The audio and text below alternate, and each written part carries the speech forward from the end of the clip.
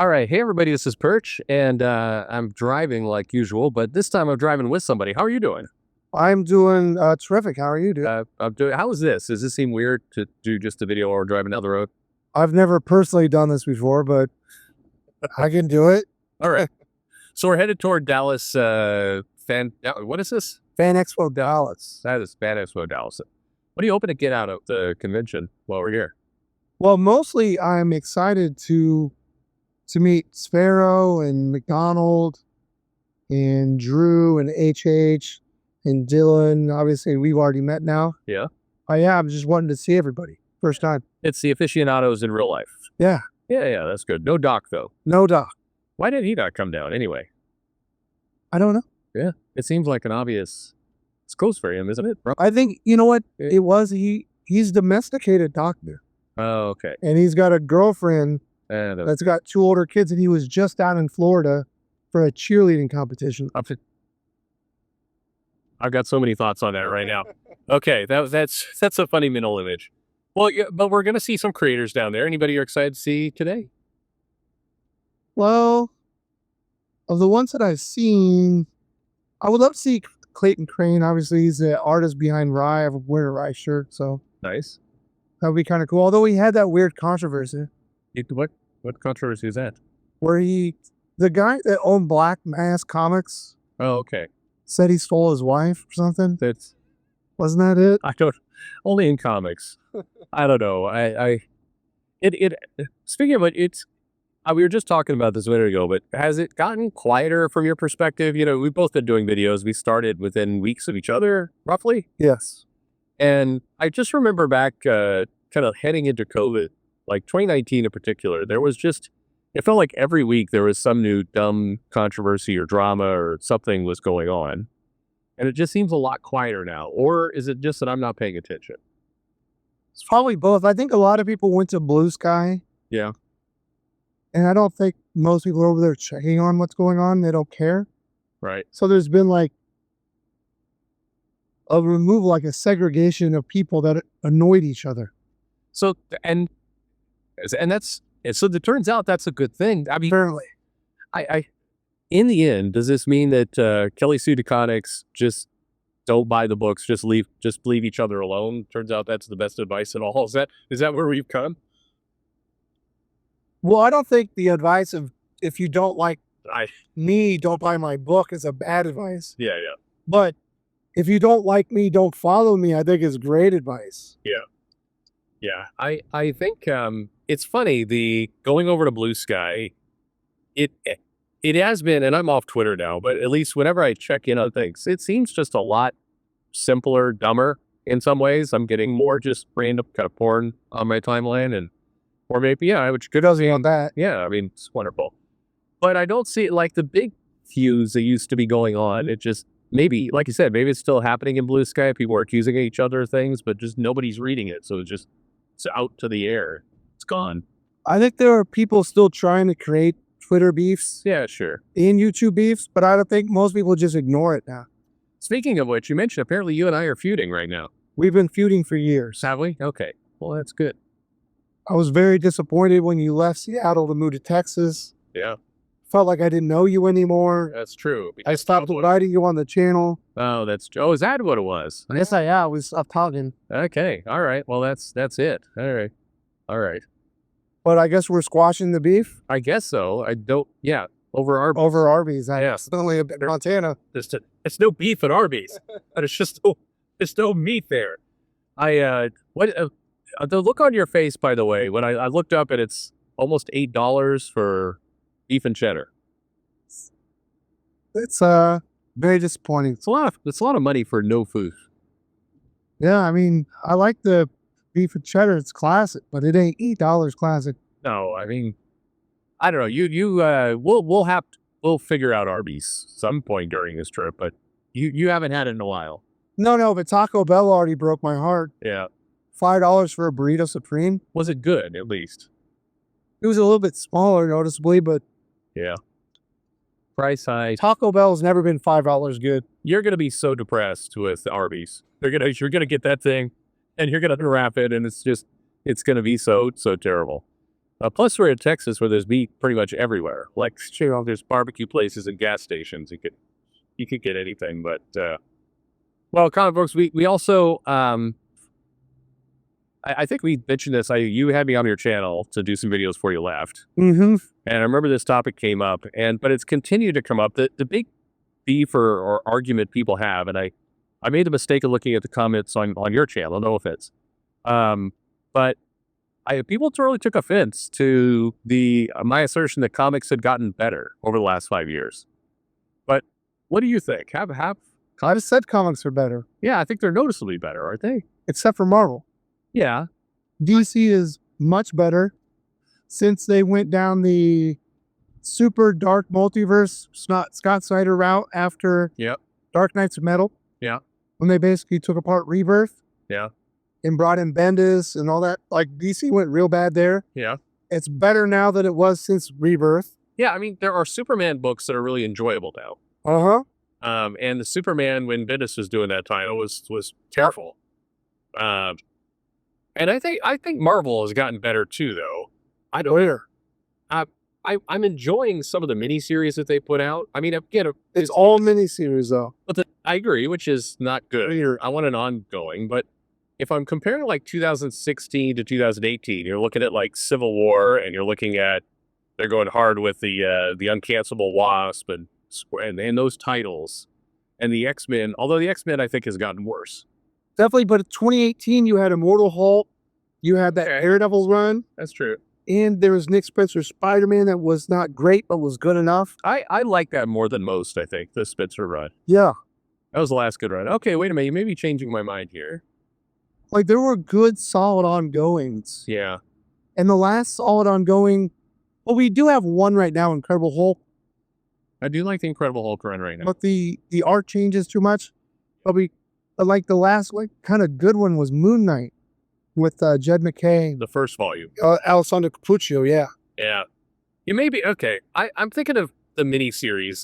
I'm liking the limited series that they've done. I like little blips. What I find is I'm enjoying a bigger volume of Marvel comics today than I was 5 years ago. But you're correct. They're all one shots or limited series. What I'm enjoying. There's nothing that I feel like I could just count on for a year. And maybe 5-6 years ago, there were a couple of those books. Most definitely. And then on the indie scene is where it's really noticeable because you had Walking Dead. Yeah. And you had Saga. Yeah. And then you had a bunch of other stuff nobody was paying attention to. Yeah. Although Spawn did creep back up once it got near issue 300. At East to West for a while there.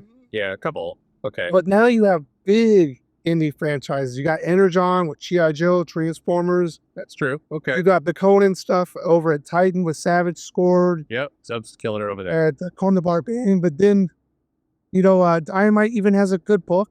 Yeah. With Space Coast.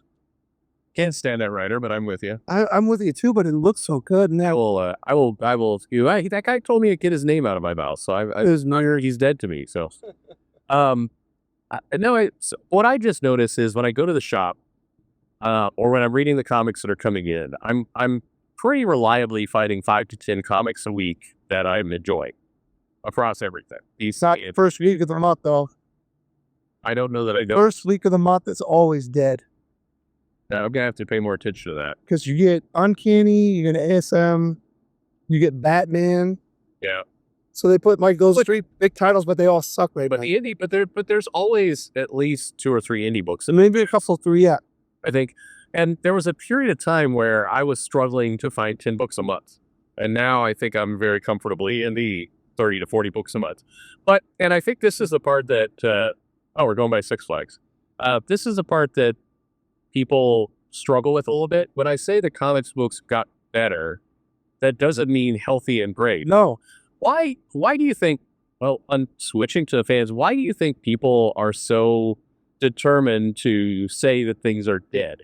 Like they want to go all the way to the extreme of it's dead. Well, I think everyone's hyperbolic about everything. But we have to live in a world between everything is amazing and it's dead. And like those are 2 very big extremes. And it just seems silly to, I've got there's a number of people who just continue to be frustrated with the fact that I won't say comic books are dead, but if I'm getting 30, 40 books a month that are good, I'm happy. That doesn't mean just because you have 30 or 40 books that are good doesn't mean the industry is healthy. Right, that's right. They're not. Well, it's not. I mean, look, doing math wise, with 500 books a month on minimum, because it's generally between 500 and 600 books. If 20 to 30, 30 to 40 books are good, I mean, even if you're 50 books a month you're enjoying, that's still 1/10 of the output. And that's not healthy. 10% is not healthy. And people are still getting paid less. The rates are still going down in a lot of cases. So the sales are going down too, which sure, people don't know for certain, but that information is out there. I saw it, and it's pretty shocking where Spider-Man really is. No, I mean, I've got the thing of Random House numbers. We should look at that later. But sales numbers are going down. There's more of a reliance on getting international deals, trying to get trades, trying to get pre-buys of an issue 1 and everything else. None of this is healthy. So but I am puzzled why, I mean, genuinely confused why there's a group of people out there who really need it to just be called dead. They won't accept anything but dead as the description, and I find that weird. I think that's just their culture. Like, a movie can't break even or make a small profit. It has to blow up or die. Yeah, that's right. And I've tested this with other people. It's another contention, but I'm curious your point of view on it. I guess I don't really care too much if a movie is making money or losing money, because it's not my money. Now, in theory, big picture, I want movies making money that are good, because that means there'll be more good movies made that I'll have more to enjoy and everything else. But why do people get so into the profitability of a movie that they have no financial stake in at all, and in many cases isn't something they even care about? Well, I think it has a lot to do with the culture war stuff. Sure. That people put a line in the sand and say you've done too much, or people are not going to support this. And every time one of those movies bombs, yeah, you sell it backs up your hypothesis or your point and proves you right. Well, and no doubt. But then when a movie like Barbie blows up, it kind of goes against the point. Sure. You don't want to highlight that as much. Yeah, there you go. Keep quiet on Barbie. Like, yeah, it did well. Yeah. And you move on. I mean, I'm living in a house with, 3 women, or two girls and my wife. And Barbie was interesting because my wife thought it was horrible, couldn't stand it. My older daughter hated it, couldn't stand it. My younger daughter absolutely loved it and wants to watch it as often as she can. But she's the one who probably understood what was going on in that movie the least. Yeah, all the feminist stuff went completely over her head. She enjoyed watching the boys fight. She liked the dancers and the colors. Yeah. So all that messaging was lost. But I do believe, and I maybe this is something I should just say more to people out there. Comic creators, people in Hollywood, everything else, did spend a lot of energy pointing at the fans and basically telling them they're idiots. And so, even though it's kind of made it personal, yeah, exactly. To me, it is silly to cheer on the demise of Snow White because it was a dumb idea in the first place. But at the same time, if you have people out there who are actors and studio producers, they're in making you care enough to hate it. If that makes any sense. They're making you care enough to celebrate its failure. Yeah, that's right. Yeah. And so you gotta, maybe the answer here is a lot of people should incentivize people that want you to succeed. Sure. And I don't know. It is strange that I found that whole thing quite odd, of the actress coming out. She's a hired gun by and large.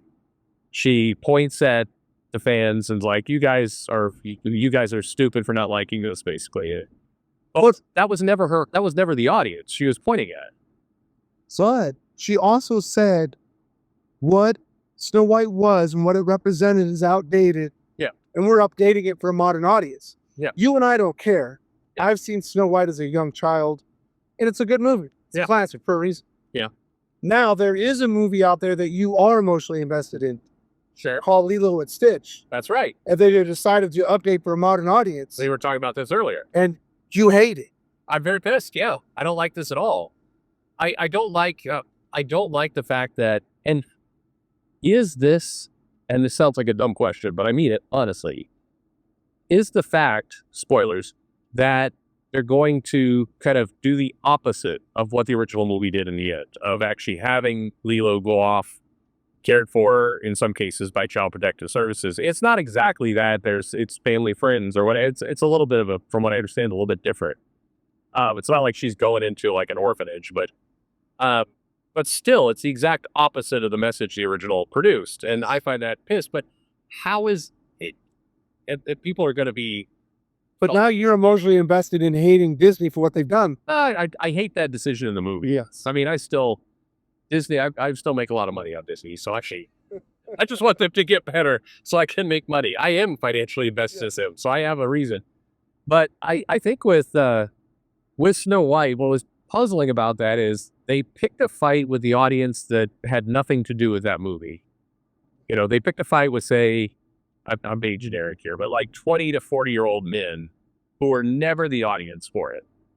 And we're going to get dragged there by their daughters and wives. Yeah, and so you pick a fight with that group, which wasn't planning to really watch in the first place unless they were forced to. That group feels personally attacked because they were, and so you get all this noise, and we've seen this song and dance so many times in movies, comics, and everything else, and none of this leads to a good place. Like, is there any example of this kind of feud and conflict that actually led to money and profit ever? No, that's the opposite. Remember when it's always failure? Like new Coke habits. Sure. It blows up in the Coca-Cola company's face. Right. But like, damn it, people like what we were doing. They immediately pivoted within 9 months. Yeah. Which back to what people liked. Which people don't, I mean, and it made it more popular. And that's massive. When you're producing a physical good and you're manufacturing stuff and you're tuning your plants and you're putting stuff out, like, that's not easy to adjust. So the fact that they were able to do that in under a year, pretty big deal. Comics and movies, well, movies a little bit harder, but comics in particular, you could pivot within 3 months. Yes. Why is Paul still around? Yeah, well, I mean, everyone universally hated the character. It didn't matter what side of the culture where they were on. It didn't matter if they were Spider-Man fans. They just hate Paul. Yeah. Yeah, no, that's one of the rare instances where everyone is aligned to how shitty that character is.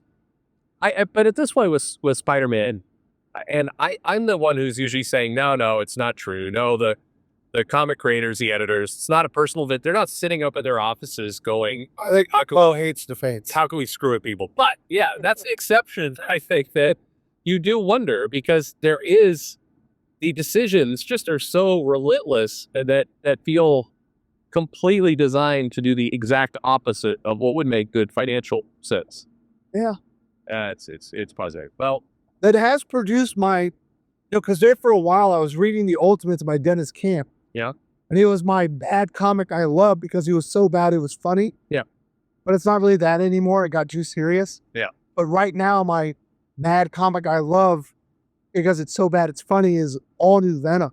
Yeah, the Al Ewing. Yes. Yeah. Just because you get 4 pages every book of Dylan calling Paul a cuck to his face in front of MJ and her defending it.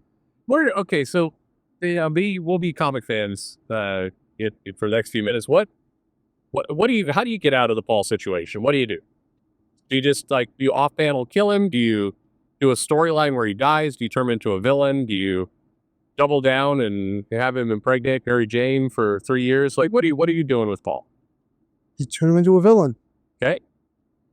Not a major villain. Okay. And you just have to kill him off. And then, you're going to have some, like, Spider-Man killed somebody, he's freaked out. Okay, so Jay can't believe it, but, maybe it gets it closer together. Okay. So Paul does something abhorrent, crosses a line, maybe. Gear finds out, tries to tell Mary. She's like, stop trying to interfere in my relationship. Yeah. He crosses the line, she sees it, he kills him, Spider kills him by accident. Well, that's Okay, Mary Jane is now torn because on one hand he was doing something that was threatening her life and he lied to her or whatever, but at the other side, you know, Peter you save her life. yeah. So it's that okay. What I can fix a lot of this stuff. What if Paul is Mephisto? That would make a lot of sense. He is the devil. Yeah. So he basically revealed that Paul is Mephisto screwing with Spider-Man all along, and this is how you get out of it. You could see that they were about to get together again. Okay. Yeah. You know, because of one more day. That's right.